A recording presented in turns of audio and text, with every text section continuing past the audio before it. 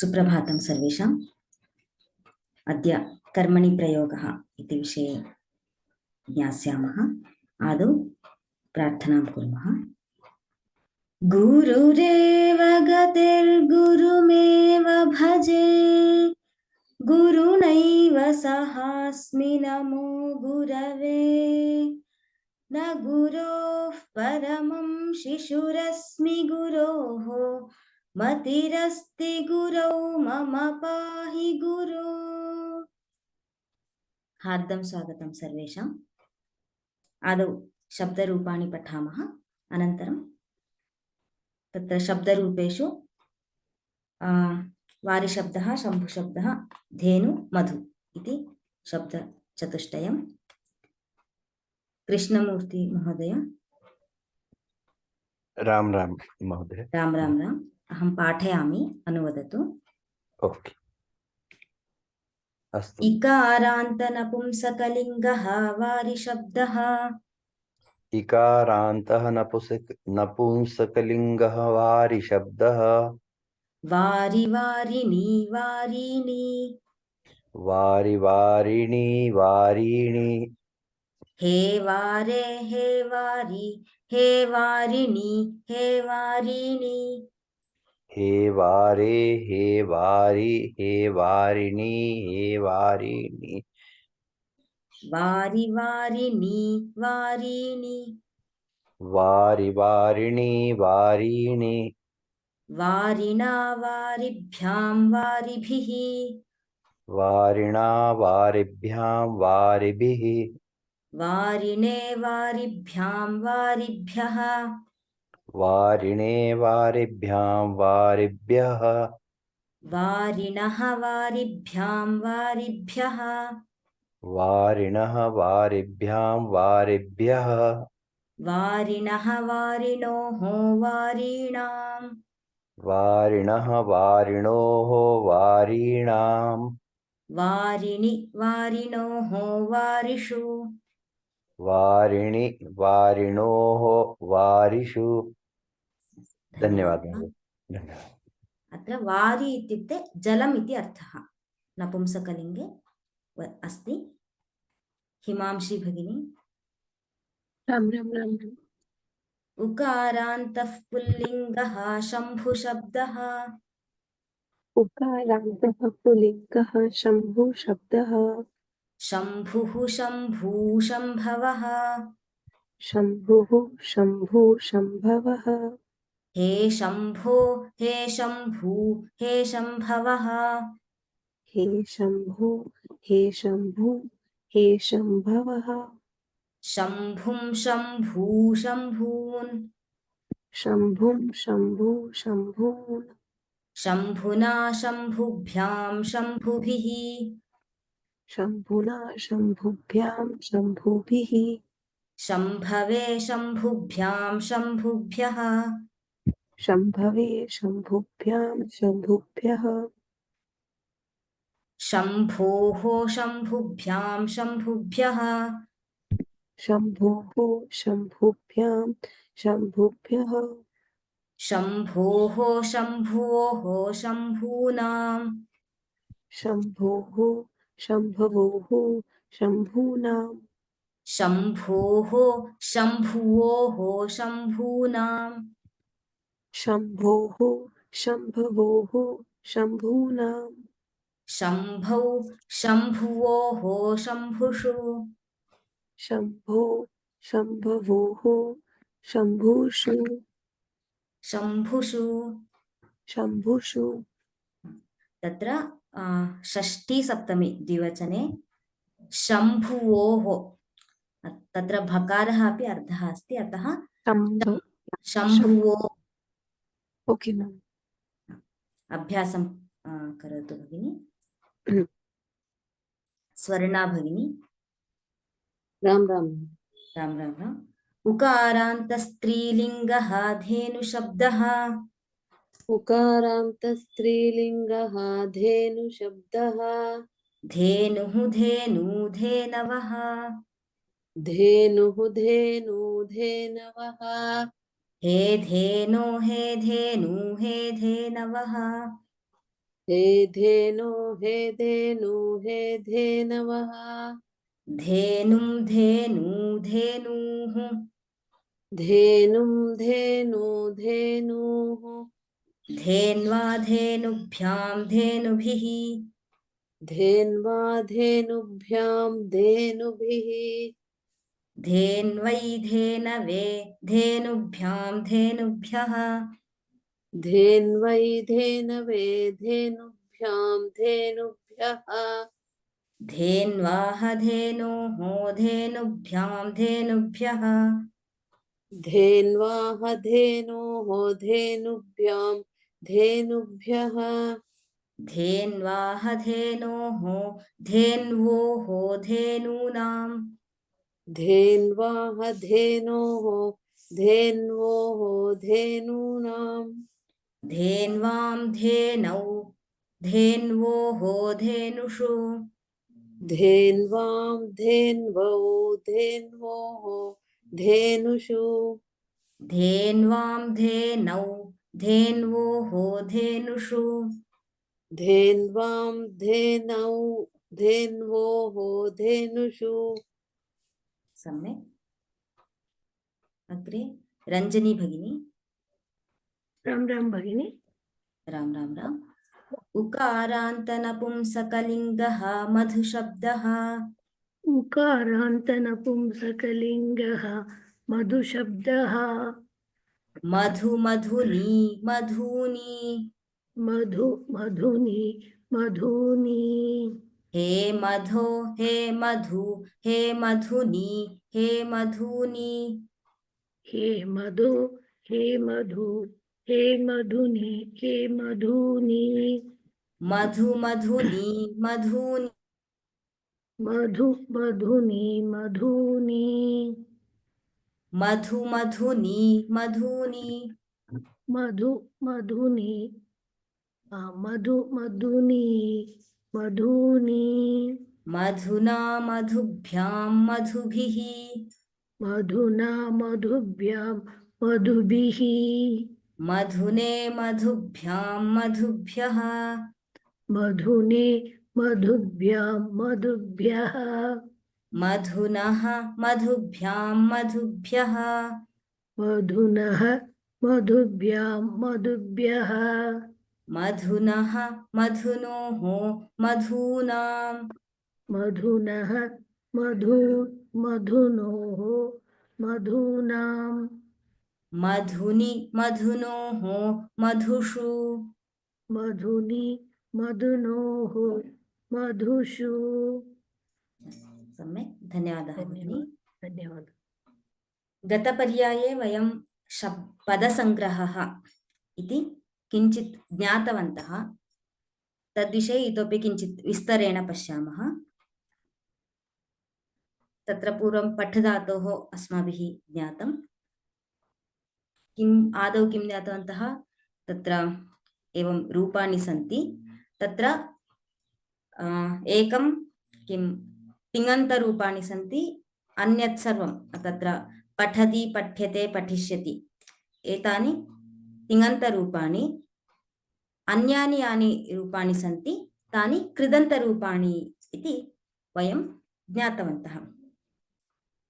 तत्र पठति पठ्यते पठिष्यति इति। पठति इति वर्तमानकालं सूचयति, पठ्यते इति कर्मणि, पठिष्यति इति भविष्यत्कालं सूचयति। एवमेव पठितव्यं पठनीयम् इत्यत्र तव्यत् अनियर् प्रत्ययः, पठितः पठिता पठितम् इति क्त प्रत्ययः। इदं द्वयमपि अत्र तव्यत् अनियर् त प्रत्ययाः कर्मणि प्रयोगे भवन्ति।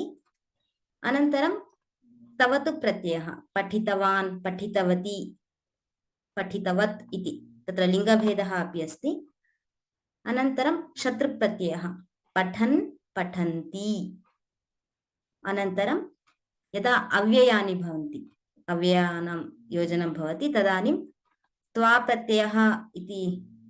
प्रत्ययः यदा भवति तदा पठित्वा इति, यदा उपसर्गं योजयामः पठ धातोः कृते तदा ल्यप् इति भवति, प्रपठ्य इति रूपम्।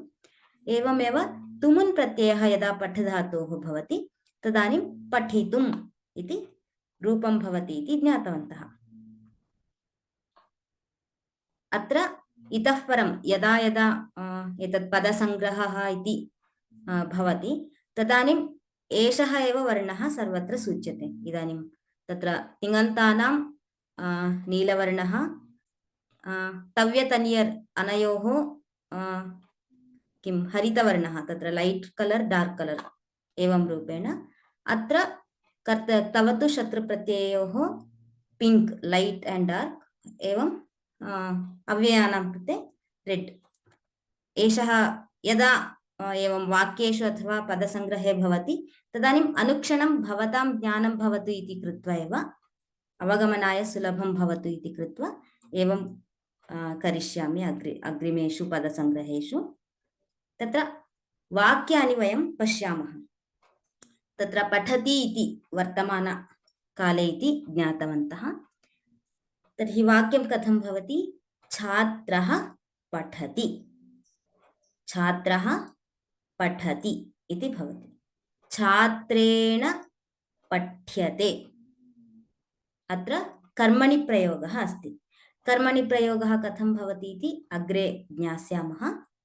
पठिष्यति लृट्लकाररूपं वयं ज्ञातवन्तः, अतः छात्रः मासानन्तरं पठिष्यति, मासानन्तरं पठिष्यति, अग्रे पठिष्यति सः, अतः भविष्यत्कालः अत्र मासानन्तरं पठिष्यति। अनन्तरं त्वया पुस्तकं पठितव्यं, त्वया पुस्तकं पठनीयम्। अत्र केवलं यदि वाक्यं पश्यन्ति अर्थः द्वयोः अपि समानः एव अस्ति, परन्तु केवलं प्रत्ययः भिन्नः अस्ति। पठितव्यम् इत्यत्र तव्यत् प्रत्ययः, पठनीयम् इत्यत्र अनियर् प्रत्ययः अस्ति। अत्र इदानीं पुस्तकं यदि नास्ति, यदि पाठः इति अस्ति तर्हि लिङ्गव्यत्यासः भवति। कथं? त्वया पाठः पठितव्यः, त्वया पाठः पठनीयः इति पुल्लिङ्गे, त्वया गीता पठितव्या, त्वया गीता पठनीया इति स्त्रीलिङ्गे। नपुंसकलिङ्गे तु पठितव्यं पठनीयम् इति भवति। अग्रे त प्रत्ययः, अत्रापि लिङ्गभेदः भवति। कथं? यदा किं कर्मणि प्रयोगे एव एतेषाम् उपयोगः भवति। त पुनः तव्यत् अनियर् प्रत्ययानाम्। अधुना त प्रत्यये प्रत्ययः यदा भवति पुल्लिङ्गे कथं भवति इति पश्यामः। तेन श्लोकः पठितः इति पुल्लिङ्गे, तेन गीता पठिता स्त्रीलिङ्गे, तेन पद्यं पठितम् इति नपुंसकलिङ्गे रूपं भवति। अग्रे पठितवान् इत्यत्र तवतु प्रत्ययः। तत्र सामान्यतया तवतु प्रत्ययः कदा भवति? भूतकालं सूचयति, अतः तत्र लकारः अपि अस्ति, लङ्लकारः इति। सामान्यस्तरे तवतु प्रत्ययं योजयामः। छात्रः पठितवान् इति। वान् इति यदा भवति तदानीम् अवगच्छन्तु सः पुल्लिङ्गः इति। सीता पठितवती इति स्त्रीलिङ्गरूपं, तत्र पठितवत् इति नपुंसकलिङ्गरूपं भवति। अतः तवतु प्रत्ययः भवति चेत् वान् वति वत् इति भवति। छात्रः पठितवान्, सीता छात्रा पठितवती, मित्रं पठितवत् इति लिङ्गभेदः भवति। अनन्तरं पठन् इति शत्रुप्रत्ययरूपं पुल्लिङ्गरूपम्। अलसः पठन् निद्रां करोति, प्रेजेंट कंटिन्यूस इति यद् उच्यते खलु आङ्ग्लभाषायां तथा। अलसः पठन् निद्रां करोति। सीता पठन्ती भोजनं करोति। अत्र शत्रुप्रत्यय स्त्रीलिङ्गरूपे पठन्ती इत्यत्र ई अन्ते ई का दीर्घः अस्ति ई इति। तत्र यदि लट् लकाररूपं पश्यन्ति पठति पठतः पठन्ति तत्र ह्रस्वः अस्ति। अतः यदा पठन्ति इति भवति तदानीं लकाररूपं तद्, यदा पठन्ति इति दीर्घः भवति तर्हि तत् शत्रुप्रत्ययरूपम् इति ज्ञातव्यम्। अग्रे त्वा प्रत्यये कथं भवति? अहं पठित्वा गच्छामि। त्वा इति प्रत्ययः, तत्र ककारः लोपः भवति, अतः पठ् धातोः त्वा इत्येव योजनं भवति, पठित्वा इति।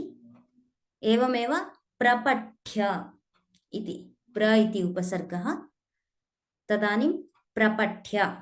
यदा उपसर्गः धातोः पूर्वं भवति तदानीं त्वा प्रत्ययः तत्र न भवति, तत्र ल्यप् इति प्रत्ययः भवति। अतः ल्यप् प्रत्ययः कथं ज्ञातव्यः इति चेत् अत्र रूपं पश्यन्ति चेत् य इति किञ्चित् वर्तते।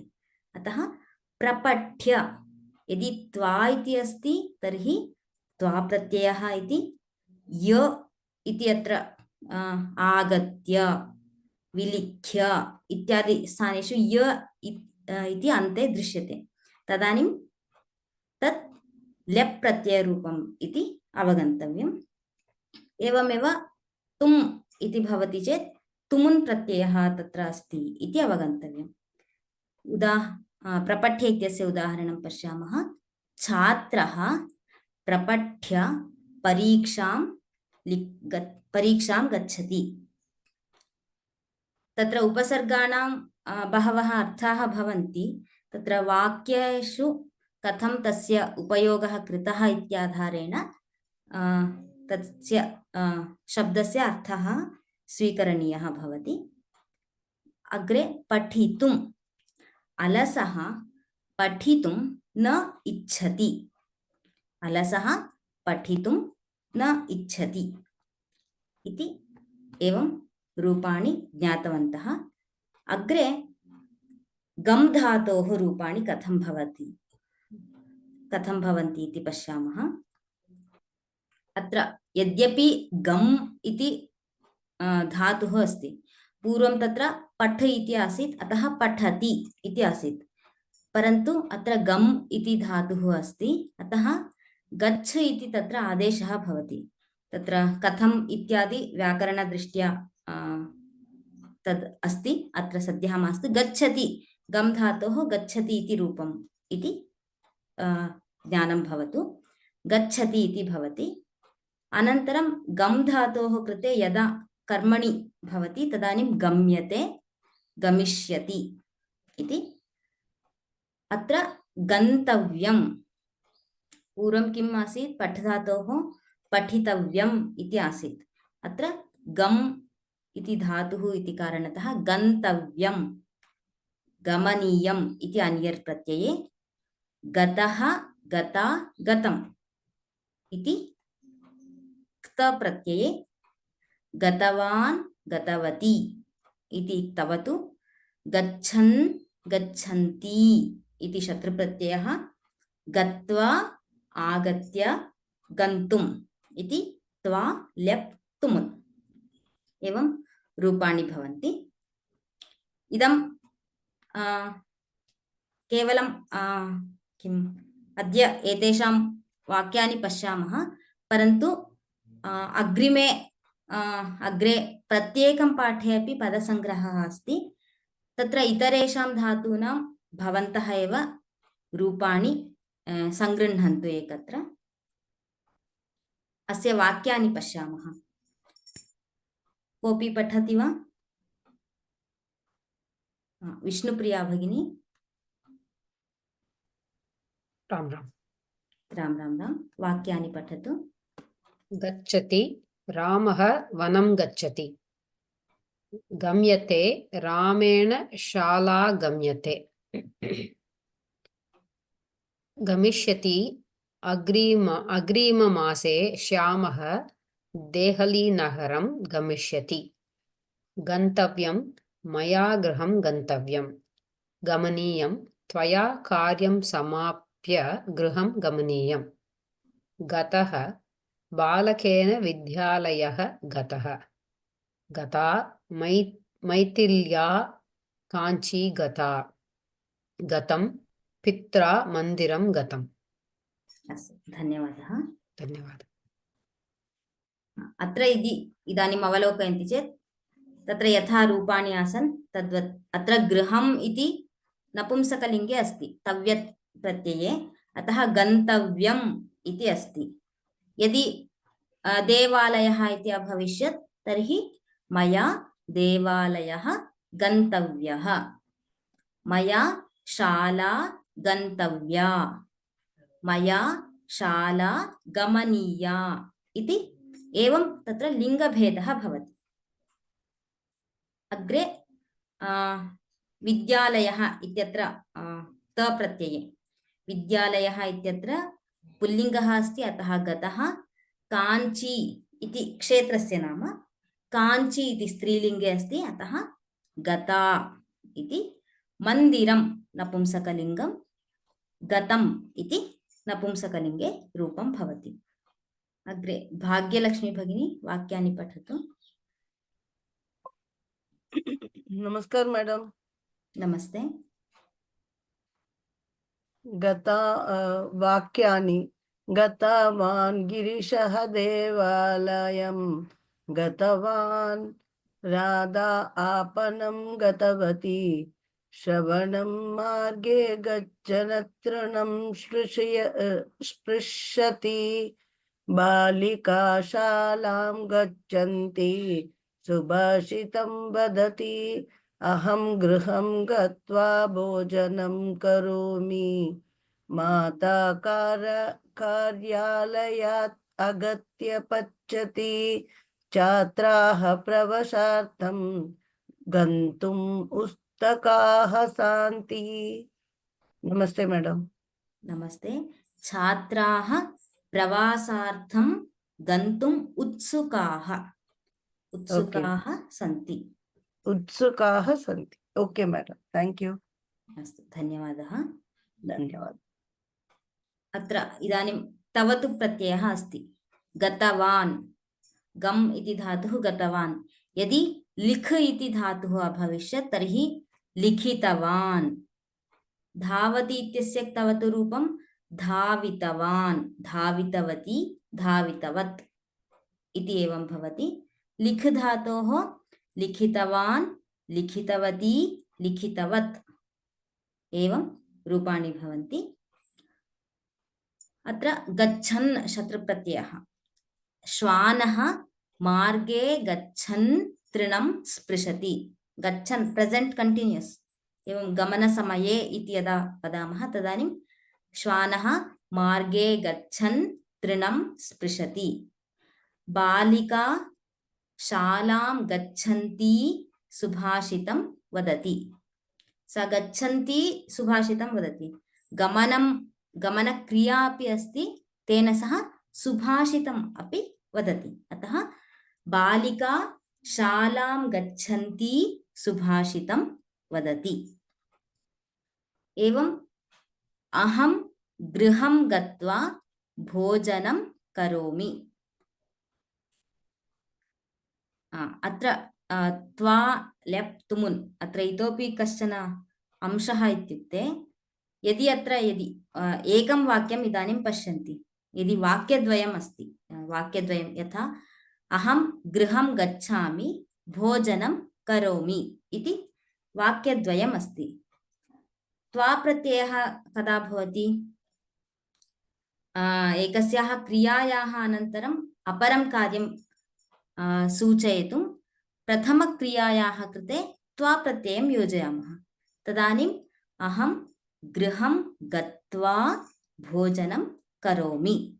गच्छति इति क्रियापदस्य त्वा प्रत्ययः भवति, अतः गत्वा इति रूपम्।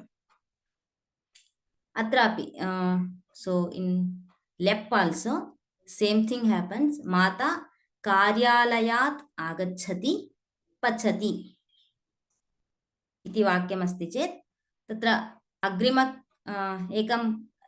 एकस्याः क्रियायाः अनन्तरम् अपरा क्रिया अस्ति पचति इति।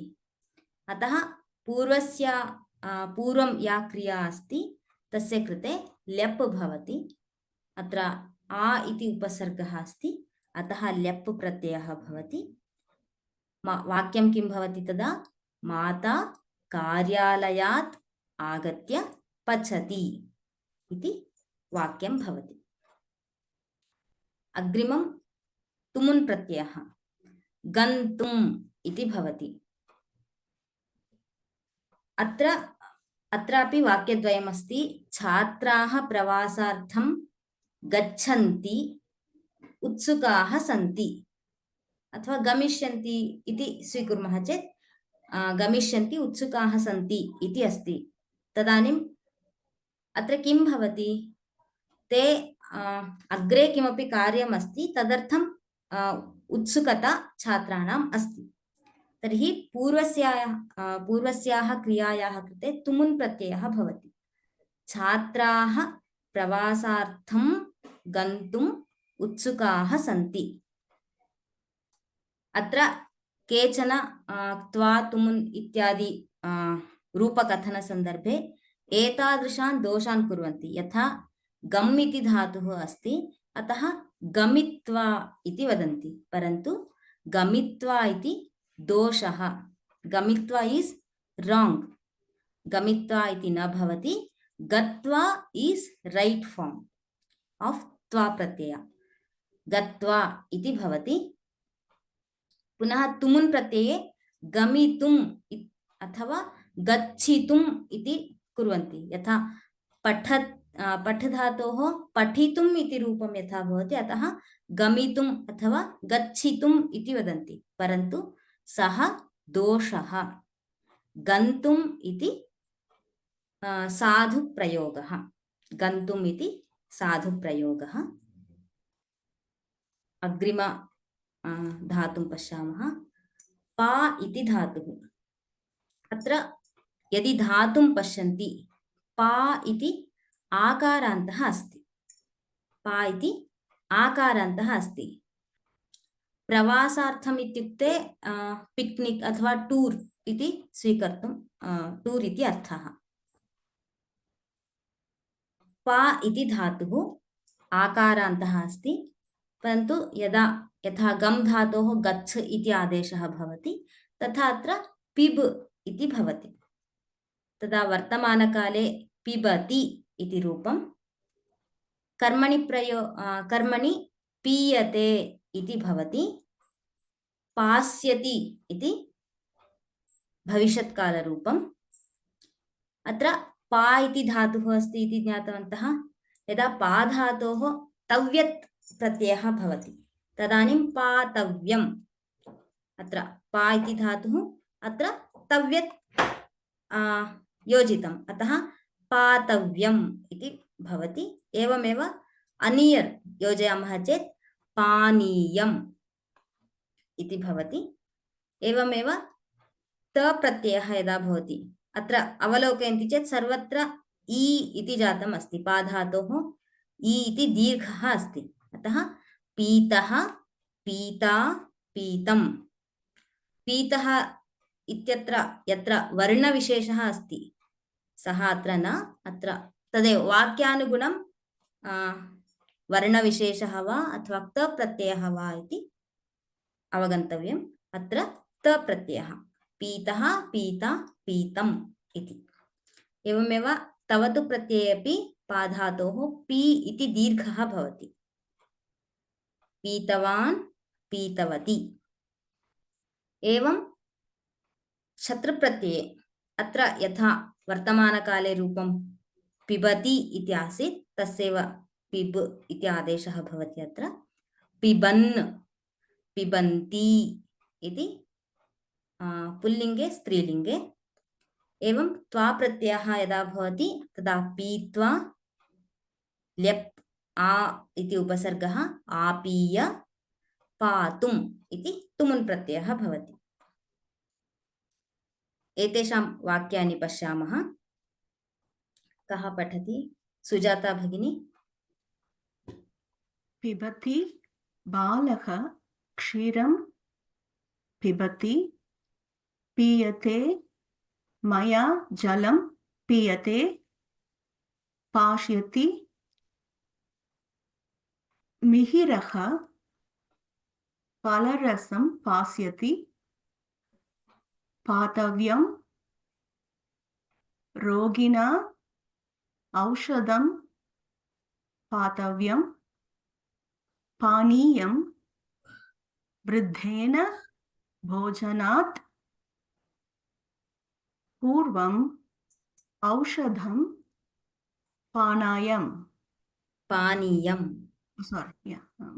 पानीयं पितः बालकेन इक्षुरसः पीतः पिता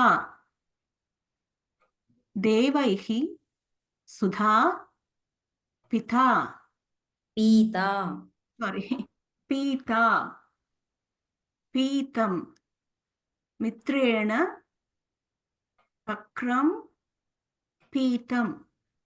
सम्यक्। What is तक्रं? तक्रं बटर् मिल्क्। Thank you. सुधा इत्युक्ते अमृतम् इति अर्थः। सुधा इति अमृतम् इति अर्थः। इक्षुरसः, इक्षुः शुगर् केन्, तस्य रसः शुगर् केन् ज्यूस् इति अर्थः। औषधं जानन्ति, क्षीरं मिल्क्, जलं जानन्ति, फलरसः ज्यूस् इति। अत्र यदा पीता इति अस्ति, पिता इति किं ह्रस्व उच्चारणं न करणीयं। पिता इति यदि वदन्ति तर्हि फादर् इति अर्थः भवति। अतः यदा वाक्यं पठामः सम्यक् अवधानं दत्वा दीर्घः यत्र अस्ति, ह्रस्वः यत्र अस्ति, पुनः अल्पप्राणः महाप्राणः इत्यादि अवलोक्य पठामः। अग्रे फणिराज महोदय। हरि ओम्। हरि ओम्। पीतवान् शिवः हालाहलं पीतवान्। पीतवती रमा पानकं पीतवती। पिबन् शिशुः दुग्धं पिबन् मातरं पश्यति। पिबन्ति वसुधा चायं पिबन्ति अल्पाहारं सेवते। पीत्वा बालः क्षीरं पीत्वा निद्राति। आपीय कार्तिकः रसायनम् आपीय कार्यं करोति। पातुं वत्सः क्षीरं पातुं धेनोः तथा मातुः समीपं गच्छति। धन्यवादः महोदय। धन्यवादः महोदय। अत्र वत्स इति शब्दः पशोः यत् अर्थे अत्र उपयुक्तं। कदाचित् बालान् अपि नाटकेषु यदा काव्येषु अथवा नाटकेषु यदि पश्यन्ति वत्स इति पुत्रस्य अपि तथा सम्बोधनं श्रूयते। अत्र तु पश्वर्थे वत्सः इति स्वीकृतः। अग्रे नम् इति धातोः। यद्यपि पूर्वम् अस्माभिः गम् इति धातोः रूपाणि दृष्टानि, अत्र नम् धातोः कथं विशेषाः भवन्ति इति पश्यामः। तत्र गम् धातोः गच्छ इति आदेशः आसीत्। अत्र नम् धातोः तथा आदेशः किमपि नास्ति। अतः नमति इत्येव रूपं भवति। कर्मणि नम्यते इति नंस्यति इति भविष्यत्कालरूपं भवति। तत्र गमिष्यति इति आसीत्, अत्र नंस्यति इति रूपं भवति। पुनः नन्तव्यं, नमनीयं, नतः, नता, नतं, नतवान्, नतवती, नमन्, नमन्ति, नत्वा, प्रणम्य, नन्तुं। तत्र केचन नमितुम् इति वदन्ति, नमितुम् इति असाधु, नन्तुम् इत्येव शुद्धं रूपम्। अत्र एवं पदसंग्रहः इति भवति चेत् तत्र पदसंग्रहे एतेषां किं प्रत्ययानां पुनः तिङन्तरूपाणि एव भवन्ति। अतः यं कमपि धातुं पृच्छामः चेत् अस्य धातोः पदसंग्रहरूपाणि वदतु इति यदि प्रश्नः भवति तदानीं भवद्भिः एतावन्ति रूपाणि लेखनीयानि। नमति, नम्यते, नंस्यति, नन्तव्यं, नमनीयं, नतः, नता, नतं, नतवान्, नतवती, नमन्, नमन्ति, नत्वा, प्रणम्य, नन्तुम् इति एतावन्ति रूपाणि लेखनीयानि भवन्ति। कदाचित् वाक्यरचना इदानीं नता इति उपयुज्य वाक्यं रचयतु इति भवति। तदानीं नता इति तप्रत्ययः, वाक्यरचना कथम् इत्यादि अपि ज्ञातव्यम्। इदानीम् अस्यैव वाक्यानि पश्यामः। अत्र प्रणम्य इति एकं वक्तुम् इच्छामि। तत्र नम् इति धातुः अस्ति, प्र इति उपसर्गः। तत्र प्र इति उपसर्गे रेफः अस्ति। प, ऋ, अ इति यदि विभज्य लिखन्ति तत्र रेफः अस्ति। अतः नकारस्य नत्वं भवति। तत्र र इति अस्ति इति कारणतः नकारस्य नत्वं भवति। अतः प्रणम्य इति रूपं भवति। वाक्यानि पश्यामः। छाया भगिनी पठतु। नमति। गणेशः नित्यं पितरं नमति। नम्यते। गौर्या पितः नम्यते। गौर्या पतिः गौर्या पतिः नम्यते। नंस्यति। पुत्रः गृहात् बहिः गमनसमये पितरं नंस्यति। नन्तव्यं। सर्वदा ज्येष्ठाः नन्तव्याः। नमनीयं। नित्यं सूर्यः नमनीयः। नतः। छात्रेण गुरुः नतः। नता। स्नुषया श्वश्रुः नता। नतम्। अनुजेन मित्रं नतम्। सम्यक् भगिनी। अत्र यदि तव्यत् अन्यर् वाक्यानि अवलोकयन्ति चेत् ज्येष्ठाः इति, ज्येष्ठः इति पुल्लिङ्गे बहुवचनरूपं ज्येष्ठाः इति भवति। अतः यथा तत्र किं कर्मपदं यथा बहुवचने अस्ति तथा क्रिया अपि, क्रियापदस्यापि बहुवचनरूपं नन्तव्याः, नन्तव्यः, नन्तव्यौ, नन्तव्याः इति बहुवचनरूपम् अत्र नन्तव्याः इत्यत्र।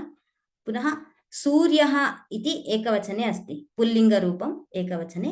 अतः नमनीयः, नमनीयः, नमनीयः, नमनीया, नमनीयम्, नन्तव्यः, नन्तव्या, नन्तव्यम् इति एवं लिङ्गभेदः भवति।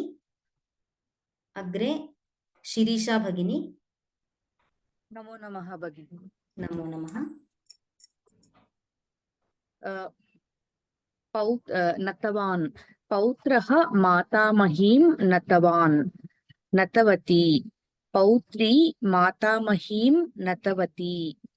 नमन्। शिशुः नमन् पतति। नमन्ति। भक्ता देवं नमन्ति, पादौ स्पृशति। नत्वा। छात्राः आचार्यं नत्वा गृहं प्रत्यागच्छन्ति। प्रणम्य। भक्तः शिरसा देवं प्रणम्य प्रार्थयते। नन्तुं वृद्धा नन्तुं न शक्नोति। उत्तमं भगिनी, धन्यवादाः। अत्र भक्ता, भक्तः इति पुल्लिङ्गरूपं, भक्ता स्त्रीलिङ्गरूपम्। अन्यत्र प्रायः तथा क्लिष्टपदाः न सन्ति इति मन्ये। अग्रे गच्छामः।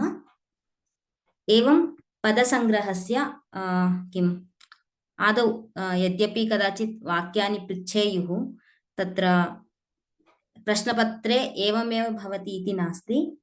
कदाचित् वाक्यरचनां पृष्टवन्तः, कदाचित् रूपं पृष्टवन्तः। अस्य धातोः पदसङ्ग्रहं लिखत इति रूपं पृष्टवन्तः। अतः उभयविध अभ्यासः अपि भवति। सर्वेषां सामान्यतः किं तवतु इत्यादि कर्तरि प्रयोगस्य वा अभ्यासः अस्माभिः ज्ञातव्यः। अग्रे प्रयोगः इति, अत्र कर्मणि कर्तरि प्रयोगं वयं जानीमः। प्रवेशे अपि किञ्चित् तस्य ज्ञानम् अस्माभिः प्राप्तमस्ति। तद्विषये इतोपि किञ्चित् आदौ ज्ञास्यामः। प्रयोगः सर्वत्र आङ्ग्लभाषायामपि एक्टिव् वाय्स्, पैसिव् वाय्स् इति जानन्ति। तथा अत्र संस्कृते त्रिविधाः प्रयोगाः सन्ति। के इति चेत् कर्तरि प्रयोगः, कर्मणि प्रयोगः, भावे प्रयोगः इति। कर्तरि एक्टिव् वाय्स्, कर्मणि पैसिव् वाय्स्। अत्र कर्तृप्रधानः यः भवति सः कर्तरि प्रयोगः इति उच्यते। कर्मप्रधानः कर्मणि प्रयोगः इति उच्यते।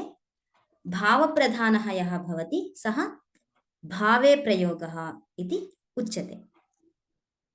तत्र कर्तरि प्रयोगस्य एकं वाक्यं पश्यामः। बालकः फलं खादति। किमस्ति? बालकः फलं खादति। अत्र किं?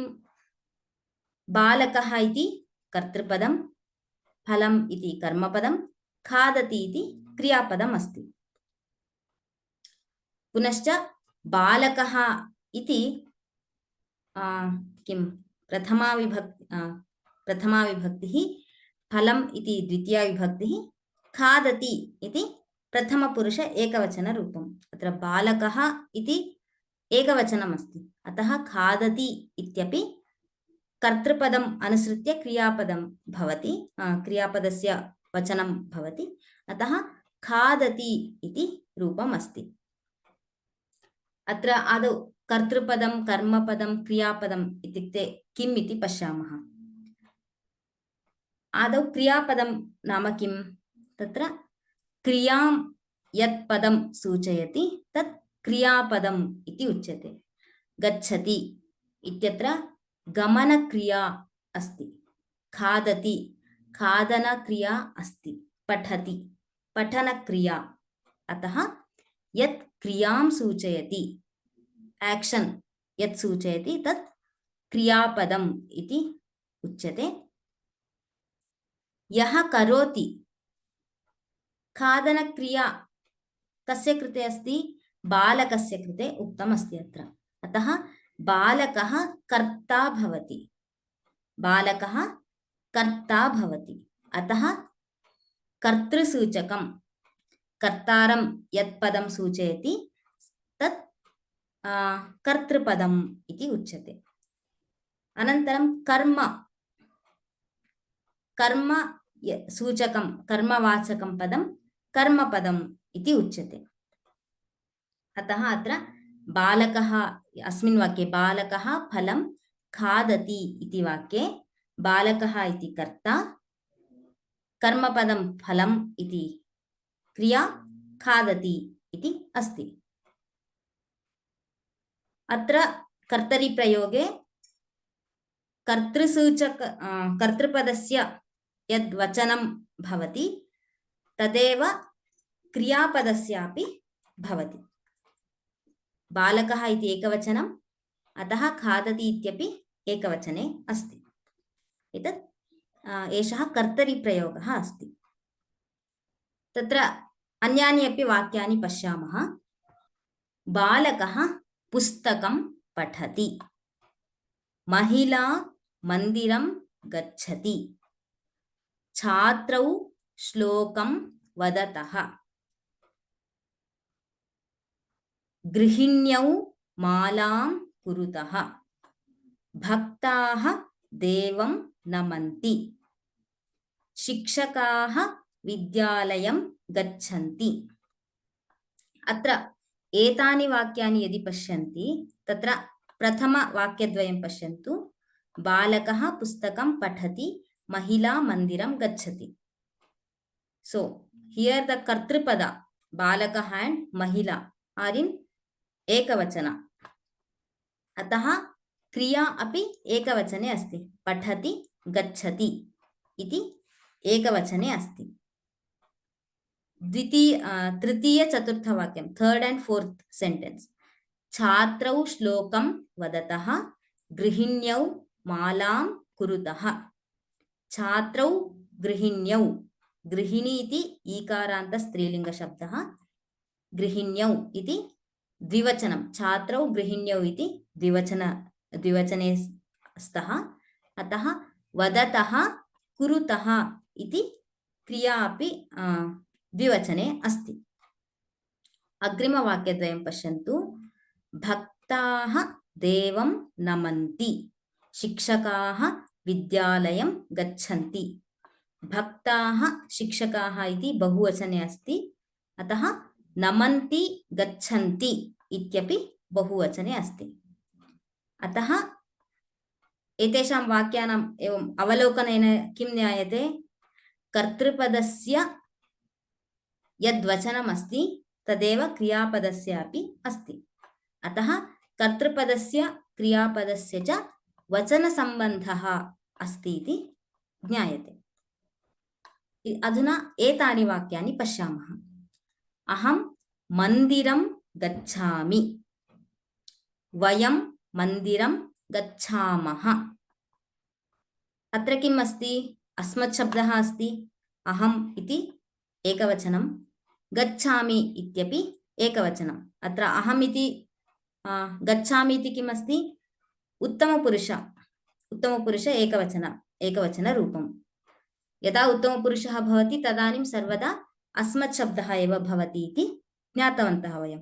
सो अहं गच्छामि, वयम् इति अस्मत् शब्दस्य एव प्रथमा बहुवचनरूपम्। अहम्, आवां, वयम् इति। वयम् इति बहुवचनरूपं, गच्छामः इति अपि बहुवचनरूपम्, उत्तमपुरुष बहुवचनरूपम्। त्वं मन्दिरं गच्छसि। त्वम् इति गच्छसि इति किम् अस्ति? मध्यमपुरुष एकवचनरूपं, गच्छसि गम् धातोः मध्यमपुरुष एकवचनरूपं। त्वं यदा मध्यमपुरुषे कर्ता सर्वदा किं वाक्येषु त्वम् इत्येव वयं प्रयोगं कुर्मः। एवमेव गच्छथ इति बहुवचनरूपम्, अतः यूयं मन्दिरं गच्छथ। अग्रे बालकः मन्दिरं गच्छति। अत्र प्रथमपुरुषः, गच्छति इति प्रथमपुरुषः, अतः बालकः मन्दिरं गच्छति। गच्छन्ति इति प्रथमपुरुष बहुवचनरूपं, बालकाः मन्दिरं गच्छन्ति, बालकाः इति बहुवचनं। सो एतानि वाक्यानि यदा पश्यामः, द्वितीय second set of sentences when we see, तदानीं किं ज्ञायते? यदा कर्तरिप्रयोगः भवति, कर्तरिप्रयोगे कर्तृपदस्य क्रियापदस्य च पुरुषसम्बन्धः भवति इति। किं प्रथमपुरुषे अस्ति चेत् प्रथमपुरुषे एव अत्र वर्तते, मध्यमपुरुषः चेत् क्रिया अपि मध्यमपुरुषे, उत्तमपुरुषः चेत् अत्रापि उत्तमपुरुषः इति एवं पुरुषसम्बन्धः अपि अस्ति इति ज्ञायते। इदानीं किं ज्ञातवन्तः वयम् एतावता? कर्तरिप्रयोगे क्रियापदस्य वचनसम्बन्धः पुरुषसम्बन्धः अस्ति इति वयं ज्ञातवन्तः। परन्तु कर्तरिप्रयोगे कर्मपदस्य पुनः क्रियापदस्य च पुरुषसम्बन्धः वचनसम्बन्धः नास्ति। कथं ज्ञायते? वाक्यानि पश्यामः। अत्र वाक्यानि पश्यन्तु। बालकः स्तोत्रं पठति। बालकः स्तोत्रौ पठति। बालकः स्तोत्राणि पठति। अत्र कर्मपदं किम् अस्ति? स्तोत्रम् इति कर्मपदम् अस्ति। सर्वत्र तत्र कर्मपदस्य वचनपरिवर्तनं द्रष्टुं शक्नुवन्ति त्रिषु वाक्येषु। स्तोत्रं स्तोत्रे इति भवेत्। एकक्षणं। कर्मपदस्य किम् अस्ति तत्र? कर्मपदस्य वचनपरिवर्तनं वयम् अत्र ज्ञातुं शक्नुमः। स्तोत्रे, स्तोत्रं स्तोत्रे, स्तोत्राणि इति तत्र वचनभेदः अस्ति। परन्तु कर्तृपदे पुनः क्रियापदे वचनभेदः नास्ति, पुरुषभेदः अपि नास्ति। अत्र यदि पश्यन्ति, सा स्तोत्रं पठति, ते स्तोत्रं पठतः, ताः स्तोत्रं पठन्ति। अत्र तत्शब्दस्य स्त्रीलिङ्गरूपं सा ते ताः इति प्रथमा विभक्तिः। सा इति किम् अस्ति? एकवचने अस्ति, अतः पठति। ते पठतः द्विवचनं, ताः पठन्ति इति बहुवचनं। परन्तु अत्र किं कर्तृपदानुसारं वचनम् अत्र परिवर्तनं दृश्यते, परन्तु कर्मपदं तथैव अस्ति। अतः किं ज्ञातं? कर्तरिप्रयोगे कर्मपदस्य पुनः क्रियापदस्य पुरुषवचनसम्बन्धः नास्ति इति ज्ञातम् अस्माभिः। एवं किं भवति? किं ज्ञातवन्तः एतावता? कर्तरिप्रयोगं ज्ञातवन्तः। कर्तृप्रधानः कर्तरिप्रयोगः, कर्मप्रधानः कर्मणि प्रयोगः, भावप्रधानः भावे प्रयोगः इति। तत्र कर्तरिप्रयोगं ज्ञातवन्तः। कर्मणि प्रयोगः इति द्वितीयः प्रयोगः, सः अस्माकं पाठ्यक्रमे अस्ति। कथं भवति इति आदौ पश्यामः। अत्र आदौ रूपाणि कथं भवन्ति इति पश्यामः, अनन्तरं वाक्यरचना इत्यादि पश्यामः। तत्र पठ इति धातुः, पठ इति धातुः कर्तरि रूपं किं भवति? पठति इति भवति। कर्मणि प्रयोगे किं भवति? धातोः कृते य ते इति योजनं भवति कर्मणि प्रयोगे। तदानीं पठ्यते इति रूपं भवति। पठ्यते इति रूपं भवति। एतद् द्वितीय य ते इति तु कर्मणि प्रयोगस्य सर्वेषां धातूनाम् एवं योजनं भवति। यदि पाद् इति धातुः आकारान्तधातुः अस्ति तर्हि दीर्घः भवति। पीयते इति पूर्वं रूपं दृष्टम् अस्माभिः। यदा आकारान्तधातुः भवति तदानीं कर्मणि प्रयोगे ईकारः भवति तस्य। अनन्तरं भवति इति भूधातुः, भू इत्यत्र ऊकारः दृश्यते, तर्हि भूयते इति साक्षात् भवति। अत्र यथा पीयते इति दीर्घः जातः तथा अत्र परिवर्तनं नास्ति, भूयते इति दीर्घः एव अस्ति।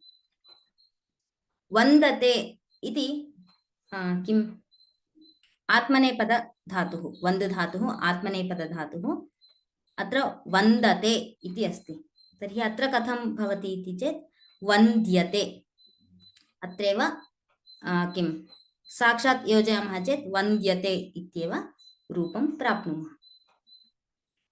अग्रे कृ इति धातुः करोति इत्यस्य कृ ऋकारान्तः अस्ति कृ इत्यत्र तदानीं क्रियते इति भवति वा न भवति तदानीं क्रियते इति भवति यदा ऋकारान्तः भवति तदानीं क्रियते इत्यादि रूपं भवति यदि स्मृ इत्यादि धातवः भवन्ति तदानीं स्मर्यते रेफा भवति तत्र कीदृश आदेशः इत्यादिकम् एवं सामान्यतया ज्ञानेन सामान्यज्ञानं भवतु आदेशाः बहुविधाः तत्र व्याकरणदृष्ट्या सन्ति परन्तु एतावत् ज्ञानं तु भवतु पा इति आकारान्त धातुः अस्ति चेत् ईकारः भवति उ इति अस्ति चेत् उ एव भवति कृ इति अस्ति चेत् क्रि इत्युक्ते रीङ् इति आदेशः तत्र भवति स्मृ इति अस्ति चेत् स्मर्यते इति एवं पृच्छति इति क्रियापदम् अस्ति अत्र प्रच्छ इति धातुः प्रच्छ इति धातोः पृच्छति इति कर्तरिप्रयोगरूपं कर्मणि किं भवति पृच्छ्यते इति भवति अत्र प्रच्छ्यते इति न भवति धातोः एव साक्षात् नास्ति परन्तु पृच्छते इति ऋकारः तत्र भवति अन्यानि किं रूपाणि धातूनां क्रियापदानां रूपाणि कर्मणि प्रयोगे कथं भवन्ति इति पश्यामः पठति इत्यत्र पठ्यते लिख्यते क्रीड्यते धाव्यते नम्यते त्यज्यते पच्यते अत्र पा इति धातुः पीयते गम् इति धातोः गच्छ इति आदेशः भवति तदानीं गच्छति इति भवति परन्तु यदा कर्मणि रूपं भवति तदा गम् धातोः कृते य ते इति योजयामः चेत् गम्यते इति गीयते गीयते इति ज्ञा धातुः ज्ञायते आकारः भवति ज्ञायते स्था इति धातुः तिष्ठति इत्यस्य स्था इति धातुः तदानीं स्थीयते इति दीर्घः भवति यथा पिबति इत्यस्य पीयते इति जातं तथा स्थीयते इति तिष्ठति इत्यस्य भवति सो नयति नीयते अत्र सर्वत्र धातुः कः इति आदौ ज्ञातव्यं नीन् प्रापणे इति धातुः नयति एवं दृश् धातुः दृश्यते इति भवति वन्दते इत्यस्य आत्मनेपदरूपं वन्द्यते कंपते कंप्यते कंप इति धातुः सेव इति धातुः सेवते इति कर्तरि सेव्यते याच्यते ऊह्यते ऊह् इति धातुः ऊह्यते वर्धते इत्यस्य वृद्ध धातुः इति वयं ज्ञातवन्तः अतः धातोः एव भवति वृद्ध्यते इति सहते सह्यते इति एवं रूपाणि भवन्ति तत्र कानिचन वाक्यानि अद्य पश्यामः अग्रे विस्तरेण ज्ञास्यामः बालकेन पठ्यते जनकेन गम्यते सीतया लिख्यते देवक्या स्थीयते मित्रेण खाद्यते तया नीयते शिक्षकेन आनीयते रजकेन दीयते मया सह्यते भक्तेन वन्द्यते इति वाक्यानि सन्ति अत्रापि वयम् अग्रिम कक्षायाम् अथवा वर्गे ज्ञास्यामः यत् कथम् अत्र यथा कर्तरिप्रयोगे कर्तृपदस्य क्रियापदस्य च सम्बन्धं ज्ञातवन्तः तथा अत्र कर्मणि प्रयोगे कथं भवति इति अग्रिमवर्गे ज्ञास्यामः